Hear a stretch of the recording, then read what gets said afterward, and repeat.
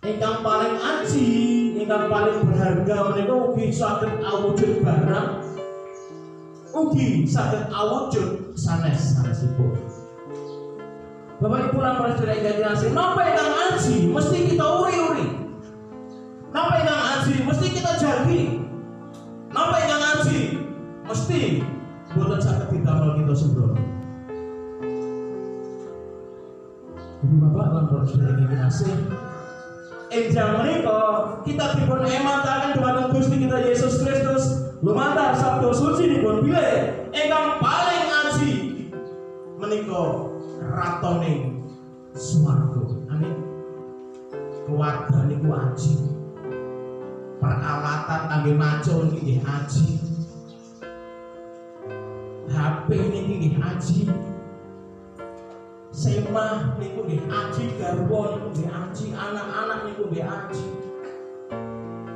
Pekerjaan kula panjenengan niku nggih aji. Sedaya ingkang aji-aji niku wau mesti wonten setunggal ingkang paling aji.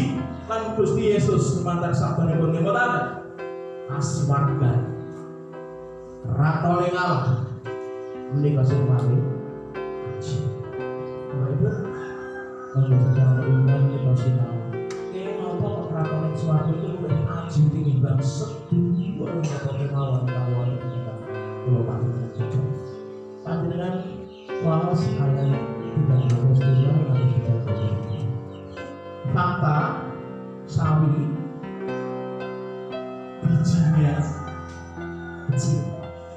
Bijinya kecil nek ditandur urip saged thukul ngluwahi agunge niku saged ngluwahi sayur-sayuran liyane. Malah sedados wit ageng lho Bapak Ibu. Dhuwure iso saged 3 ngantos 9 meter. Lajeng fakta Alkitab nyariosaken bilih saged damel yusuf manuk ingkang. Terus hubungannya karo peraturan swarga niku apa, Pak? Pak sampe kapan saged ngomong peraturan swarga itu luwih aji tinimbang peraturan liyane. Kok bari matur ngoten Bapak. Kok sampe wonten manuk nyusup nek uwit sawi niku wau kira-kira napa sing dirasakno manuk niku nggih? Kok mikir ngoten Bapak Ibu. Lah ana uwit sawi kok sampe gawe nyusup manuk-manuk. Nek ten susu kan mesti kendok gitu. Bareng kan mesti netes beda anak temriku. Panggon temriku berarti wis sawi ku ndadekno kenyamanan, wis sawi niku ndadekno ketenangan, wis sawi niku ndadekno kauripan ing urip. Terus nek pratane swarga digambaraken ngoten, kula badhe paring penjelasan ya. Pratane swarga niku awit-awitane cuwilik lho. Ning najan cuwilik saged ngrembaka dadi kuat. Amin. Bareng nek pun ngrembaka pratane swarga niku bakal ndadekno katen. Amin. Pratane swarga ndadekno kauripan enggal. Amin. Niki lho pratane swarga. Nalika mas buku sejarah GTJ Gunung Cangkring wonten ing pasamuan ngantos ing dinten niki Bapak Ibu. Pasamuan ini semua kan mewarisi kerajaan swarga. Amin. Kok iso ngrembaka dadi sampeyan iku pisanane pripun? Awit wonten wong siji sing jenenge sinten?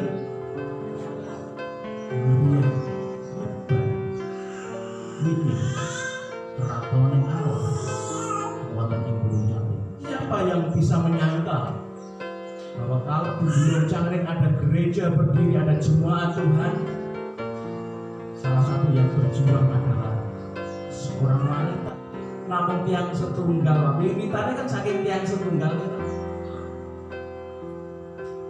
Terus orang tua kita mengenal Tuhan, ngantos beranak cucu sampai hari ini kita mewarisi kerajaan Allah. Awit-awite mau boro-boro wong. Dari hal yang kecil, nek punya daya tumbuh yang luar biasa. Itulah sifat kerajaan surga. Sifat kerajaan surga itu bisa mengayomi, menjadikan damai sejahtera, bisa menjadikan ketenangan, bisa mendatangkan kehidupan. Itulah sifat kerajaan surga. Digambarkan dengan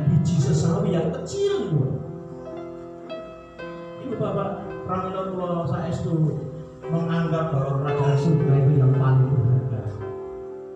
Untuk apa kita punya seluruh dunia ini? Hartanya jenengan melimpah-limpah. Orang karuan, orang kena ditokok duit jadi lo majunya. Nok pojokan kono duit, nok pojokan kene ono duit, nok dhuwur. Napa niki jenenge? Terus ono duit tok duit jenengan orang duit ten pernah misalnya. Mboten gadah kata berubah.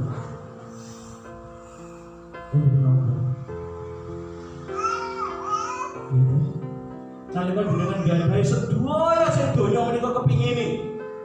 Pangkat derajat kasugihan raja brana dan sedaya mawon. Nek jenengan mangke mboten slamet. Mboten pikantuk gesang langgeng. Damel napa? Pramila kula ing wanci enjang menika wantun matur bilih ingkang paling aji dari semua yang berharga adalah kerajaan surga. Kerajaan surga akan mendatangkan ketenangan, tentrem rahayu, dumateng kula lan panjenengan sedaya. Bapak Ibu, salajengipun keraton ing swarga niku digambarkan kados ragi. Ragi niku nek didamel roti, nek ten mriku niku didamel roti, nek ten mriki ragi didamel napa? Tape. Wis padha mawon sing mesti mau bentuknya kayak apa sih jenenge ragi niku sakjane jenengan damel tape saking ketan sak baskom. Ragine sak baskom mungkin apa mboten? Namung sithik ta? Nah niku yang mau saya maksud. Ragi niku nek ten Timur Tengah niku bekas adonan damel roti niku disimpen to. Jadi bekase turahane damel adonan roti niku disimpen sithik. Nah, make nek pun terfermentasi, Pak. Fermentasi apa Mas Ridho Badan? Pun bosok. Itu saged didamel ragi. Nah, make apa damel roti nek diparingi titik mawon. Diaduk. Nah, niki saged mengembang, nggih. Adonanipun saged mengembang. Nah, kata jenengan nek damel tape sak baskom, tape ketan, ragine mesti ora sak baskom, Mas. Berapa, Pak? Kedhik mawon. Nek dampaknya napa nalika jenengan paringi ragi ketan niku lho. Ketan niku mau saged berubah gitu, atos terus jadi empuk. Legit to mboten niku. Tape ketan ireng. Kula nggih kula. Wis gawe ketane 100 sudah iki kok. Itu dari ngatus sing gawe nek. Nesu wis kita juga. Artinya ngeten, ragi Bapak Ibu. Najar sithik saged dadosaken owah-owah. Transformasi. Injil kerajaan Allah. Najar suwiti nek niku saestu mlebet teng jero ati panjenengan. Bapak Ibu. Firman Tuhan, Injil kerajaan Allah. Kalau ini benar-benar masuk di hati jenengan, akan menjadikan hidup kita berubah. Jadi perubahannya wong Kristen itu ora kon jowo. Ning saking lebete. Yang mau saya sampaikan ingkang saged badhe kula aturaken Bapak Ibu, ragi ngajak sithik niku saged ngowahi gesang kula panjenengan dados luwih apik. Sifat kerajaan Allah itu bisa membawa perubahan. Nek biji sawi wos cilik dadi gedhi gitu. Nek ragi atos dadi empuk mergo ragi. Jadi Bapak Ibu, itulah sifat kerajaan surga. Jadi kalau ada orang Kristen ngaku-ngaku dari orang Kristen gitu. Jadi ini wis kenal karo Gusti Yesus, wis ketemu karo Gusti Yesus. Niki. Jadi ini mewarisi kerajaan surga niki. Tapi nek uripe ora ana owah-owahan.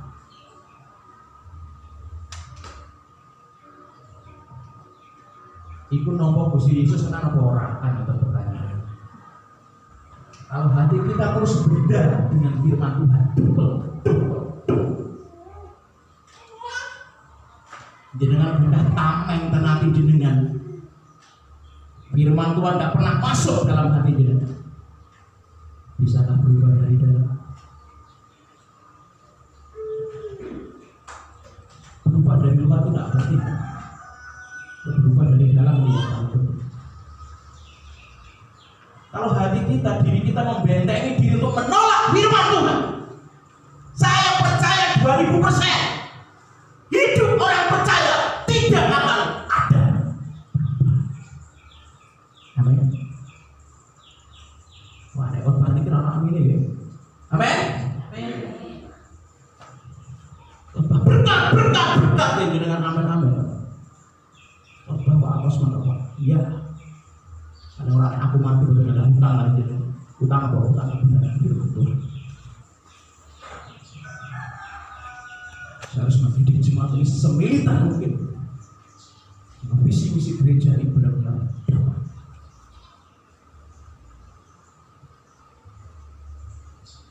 Ya, orang Kristen nolak Injil terus nolak firman Tuhan terus gimana dia berubah? Jadi saya bilang bohong. Kalau ada orang Kristen kakaknya ngaku-ngaku aku ini Kristen Pak. Kan jangan bunyian aku jadi orang Kristen. Aku kenal Gusti secara pribadi. Ning uripe kelakuane ora berubah. Benarkah yang dia omong? Pada kerajaan surga digambarkan perubahan. Sakeus.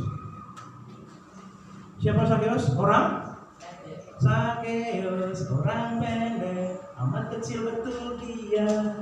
Dia panjang pohon ara hendak melihat Yesus. Tuhan Yesus lihat dia. Lalu katanya, hai Sakeus, turunlah, aku hendak singgah ke rumahmu. Sakeus berkata, apa Tuhan, aku wong dosa. Kalau bukan pantas nganti paduka. Tapi Tuhan Yesus tetap datang ke rumahnya. Dan ketika Tuhan Yesus datang ke rumahnya, Bapak Ibu, terjadilah transformasi, terjadilah owah-owahan kesan Sakeus. Nalika pinanggih Gusti Yesus, sing riyen mung ngutamake kadonya itu Sakeus kan yang macet itu kan. Mboten sih wong pajak kabeh korupsi mboten. Enggak semua orang pajak korupsi ini zaman itu. Wong pajak itu kerja tenggene pemerintahan Romawi ya Mbak Didi kan. Jadi hampir 99,9999% saling korupsi. Ngutamake duwe kadonya. Direwangi korupsi menekan tiang-tiang kanca-kancane dipreteti kok iki metu duwite ra urusan kanca apa ora urusan penting duit niku saking korupsi bareng kok kangge Gusti Yesus nyuwun sewu ini Alkitab yang bicara Bapak Ibu ketika dia bertemu dengan Yesus mendapatkan kerajaan surga mendapatkan keselamatan mendapatkan hidup kekal Sakeus bilang apa sama Tuhan 50% harta milikku saya berikan kepada orang-orang yang membutuhkan. 50% dari hartaku Tuhan akan saya berikan kepada orang-orang miskin. Kalau ada orang yang kutekan Tuhan, ada orang yang kuperas, akan ku kembalikan berapa kali lipat? 4 kali lipat. Mau sakit tak benar. Tidak ada 2 kali lipat, 4 kali lipat.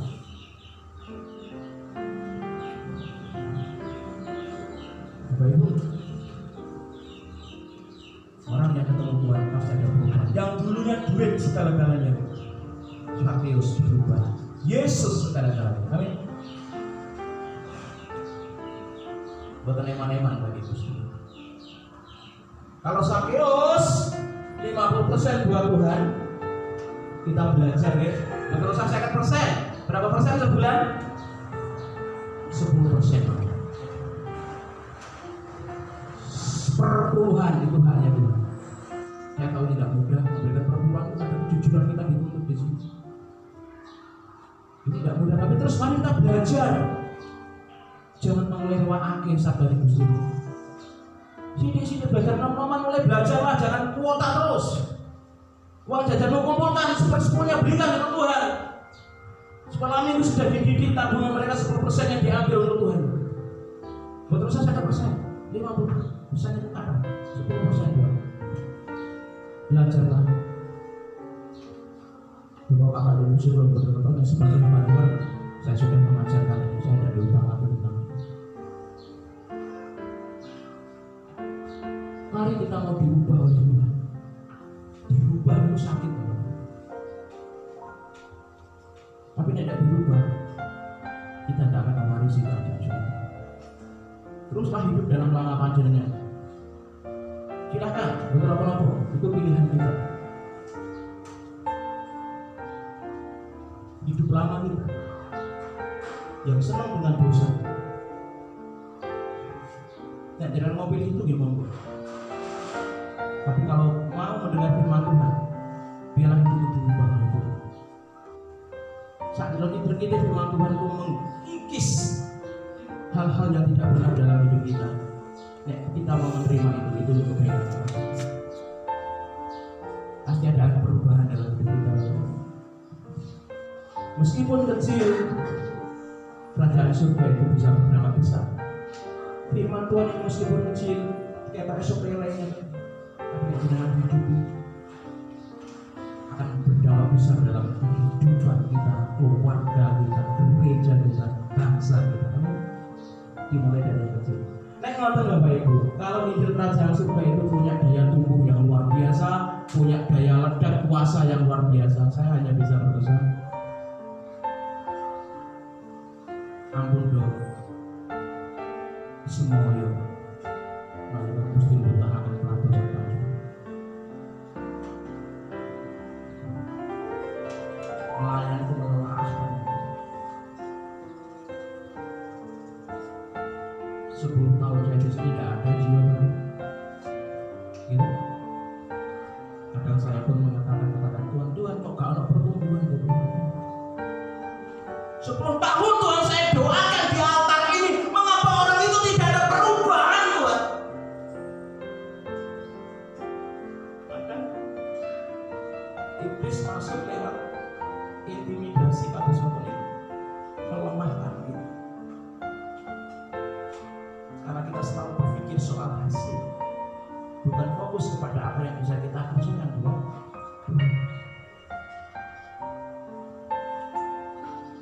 Jadi percayalah, Injil kerajaan surga itu punya daya tumbuh yang hebat, punya daya ledak yang hebat. Kadang saya nonton video online itu kesel banget. Tenaganya bukan kesel, pikiran kosong, mikir betul. Dan kadang si nonton paling kira sih, tapi iblis terus melemahkan saya seperti itu. Kita tidak pernah tahu siapa nanti yang bisa lihat video ini, gitu. Mungkin bisa 10 tahun ke depan ada orang lihat video ini dan bertobat. Jadi kita tidak boleh menyerah. Mungkin bisa 50 tahun kemudian orang menemukan video ini dan mereka bisa bertobat dan menerima kerajaan surga. Kita tidak pernah tahu hasilnya, itu urusannya Tuhan. Yang paling penting, maukah kita kerjakan bagian kita dengan penuh sukacita, tidak menyerah meskipun tantangan yang ada. Amin. Monggo, sebisa paling belum ngomong. Ojo sampai ada pengangguran dan belum yakin. Semua ambillah bagian untuk melayani Tuhan. Tidak ada penonton, tidak ada pengangguran. Semua ambillah bagian di dalam melayani Tuhan. Sebisa apapun yang bisa jenengan kerjakan, lakukan dengan sungguh-sungguh. Buat ketok uang apa betul ketok uang, lakukanlah dengan sungguh-sungguh. Karena hasilnya pasti akan ada hasil. Tidak mungkin tidak sesuatu yang kita kerjakan dengan tulus hati itu kok tidak ada hasilnya. Tidak mungkin Bapak. Firman Tuhan mengatakan, najan cilik, najan sepele, najan sederhana, tapi ketika Tuhan memberkati bisa merembuk. Itulah kenapa saya katakan Injil kerajaan surga lebih berharga, karena membuat kita merasakan hidup ini lebih hidup penuh dengan damai. Yang kedua, Kenapa Injil Kerajaan Surga itu lebih berharga Bapak Ibu? Saya ajak Bapak Ibu untuk ningali ayat sekawan dosa sekawan atau sekawan dosa. Jadi Kerajaan Surga itu diumpamakan harta yang terpendam di suatu ladang dan ditemukan orang. Barang nonton dipendem nih, bagi teman-teman dipendem nih. Wah, bagi-bagi ditutup nih. Lajur tiang mau sing nemono harta niku wau mantuk Bapak, mantuk teng biare. Wabeh didol, ana sapi didol, ana wedhus didol, ana sepeda didol, ana motor didol. Wabeh didol mung kanggo napa? Tumbas patat galan sing wonten Raja Brana niku. Itu gambaran kerajaan surga. Sama halnya dengan orang pedagang. Seorang pedagang itu patus mutiara. Barang pikatuk mutiara sing endor, aji, wangsul pedagang niku wae. Kabeh didol padha wong sing nemu ten patet dalan niku wae. Kabeh didol saperlu namung kagem tumbas mutiara sing aji niku. Bapak Ibu lan Saudara. Gambarannya keraton Allah nggih ngoten niku. Yang saya mau tekankan di sini adalah ampun keblinger. Ampun keblinger, dua kata mau. Banyak sudah orang-orang Kristen yang keblinger. Kenapa saya katakan keblinger? Sudah dapat ampun pikantuk sing paling aji, kok malah dibu. Nggih napa nggih? Pun pikantuk sing paling aji napa kratoning kaswargan dibuat kanggo nentokake sing ora patek niku wong sing beli. Maaf Bapak Ibu, kita harus cerdas sebagai orang Kristen, harus paham betul. Sing paling ngaji ku kratoning swarga aja dijol-jol dengan apapun. Nek Gusti Yesus kaswargan sing paling ngaji, semua daya tarik dunia ini turun harga. Orang ngaji. Tapi nek jenengan masih menganggap bahwa dunia dengan segala tariknya itu yang paling berharga, Yesus tidak pernah ada yang paling berharga dalam hidup ini. Apa gitu? Seperti pedagang, seperti orang yang menemukan harta, rela melepaskan semua, seluruhnya loh. Alkitab katakan, sedar kagem nentokake sing paling berharga. Malah ana wong Kristen, wis entuk sing paling berharga tadi, wis entuk mutiara tadi, wis entuk napa Raja Brana niku wau, malah dibuang, mung di damel nentokake sing boten patek. Bapak Ibu, hidup lama kita aji, kadang kita menyenangkan kita, tapi itu tidak akan membawa kita memiliki kerajaan surga. Mari lepaskan semua hal-hal yang dosa yang kita terus nikmati, meskipun enak, tipe muridnya paling kita enak. Dosa itu siapa kalau nggak? Dan setiap saat setiap waktu kita potensi jatuh di dalam dosa. Kok bisa ngomong Pak ya sama merasakan seperti yang kita rasakan. Tapi mari kita terus berpegang teguh kepada kebenaran firman Tuhan bahwa kerajaan surga lebih berharga. Jangan ijol-ijolkan dengan dosa. Jangan ijol-ijolkan dengan laki-laki atau perempuan. Jangan ijolkan kerajaan surga dengan jabatan. Jangan ijolkan kerajaan surga dengan apapun yang tampaknya berharga. Karena yang paling berharga adalah kerajaan surga. Telah mati dan tinggalkan. Saya itu Bapak Ibu kita menguji ini ya, supaya untuk renungan kita pagi ini. Karena kita tolong Yesus yang paling berharga, karena di dalam Yesus adalah ada kerajaan surga. Percayalah, bukan berarti kekayaan itu tidak penting, tetap berharga. Bukan berarti pendidikan itu tidak penting, tetap berharga. Bukan berarti keluarga itu tidak penting, tetap berharga. Tetapi skala prioritas yang paling penting adalah kerajaan surga.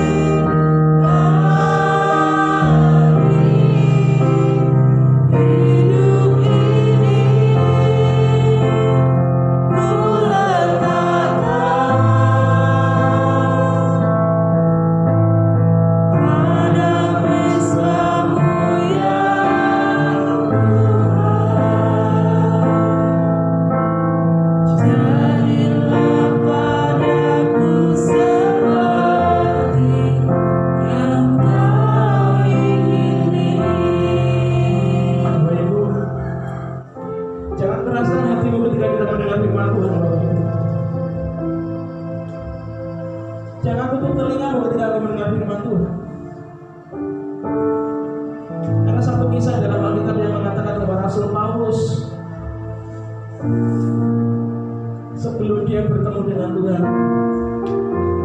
Sebelum dia mengenal Yesus, dia punya segala-galanya Bapak Ibu.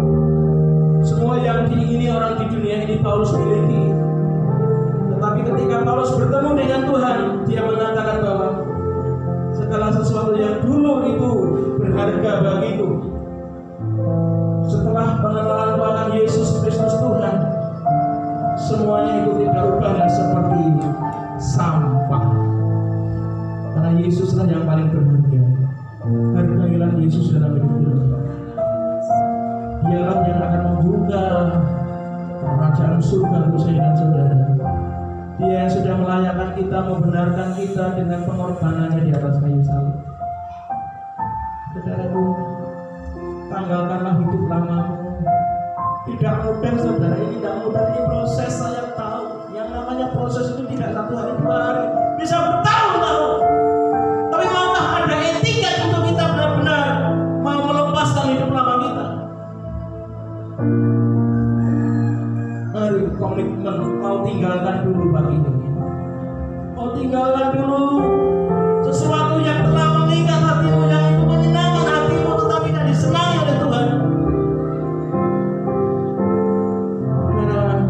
Mulailah ada etika dulu untuk mau berubah.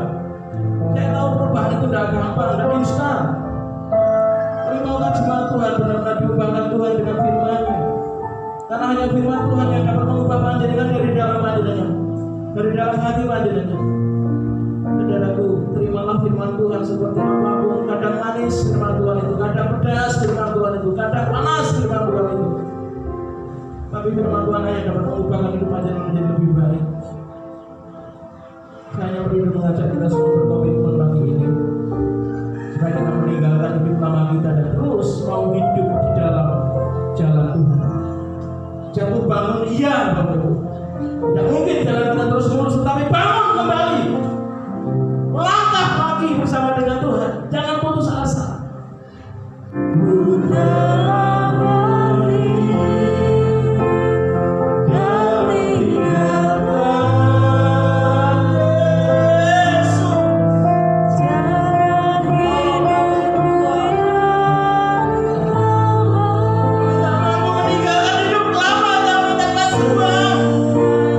Sia-sia